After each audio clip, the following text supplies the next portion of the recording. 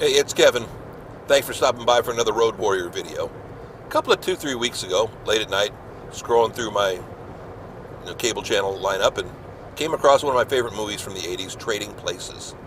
The one where Eddie Murphy and Dan Aykroyd trade places in some big stock exchange, and hilarity ensues, and you get to see Jamie Lee Curtis's breasts. But I was watching it, and there are a couple of scenes in there. Again, it was an unedited version. I don't know if I've seen the unedited version for a long time. I don't pay that close attention. I don't know how often I watch the movie. But there were a couple of scenes where Don Ameche, Ralph Bellamy, who played the bad guys that played the Duke brothers who owned the stock exchange, or the brokerage house, were very politically incorrect. Were very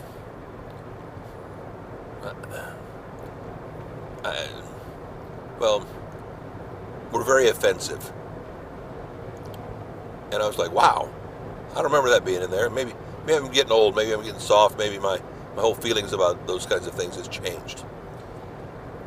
Then I saw an article, and I've seen a couple of them over the course of the last couple of years, about what I call tone-deaf movies. How they say a lot of the movies from the 1980s wouldn't be made today, couldn't be made today, because of how they tackle certain issues.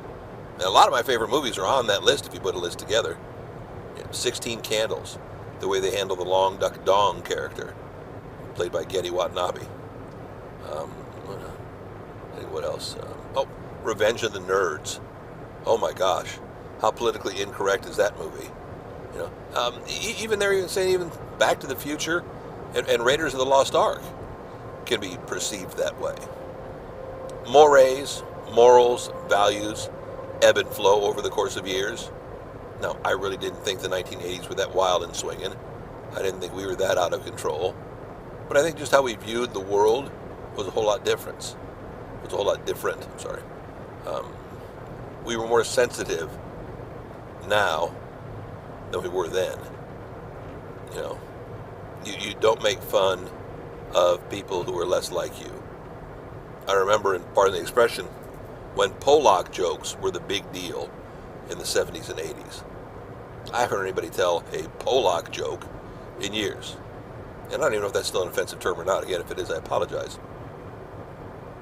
But it was quite the big deal. And now you don't ever hear that kind of stuff. People weren't picking, I don't think, on Polish people. They were just picking on something that sounded funny. It could have been anybody. You could have picked on any nationality or any kind of difference of people. It's just to be typecast. It's just to be irreverent. And again, times change, values change, and I guess as people we change too. And I didn't realize just how much I had changed over the years when I look back at some of my favorite movies. A lot of those teen comedies from the 80s are on that list because they were so politically tone deaf. At times they haven't changed, haven't they? Next week, another Road Warrior, kevinmason.us. It'll be up there, be posted on Sunday evening about 5:30 Central Time. We've got all of them up on that site as well as on Facebook, on YouTube. We're getting close to episode 600. It's going to be a big deal. It's going to be a party. I'll probably forget it and look up and go, oh, we posted number 600 a couple of weeks ago. Or actually, I can't even keep track now. When is 600 coming up? Sometime in April. It doesn't matter, I know. We'll see you next week. Another Road Warrior. Thanks.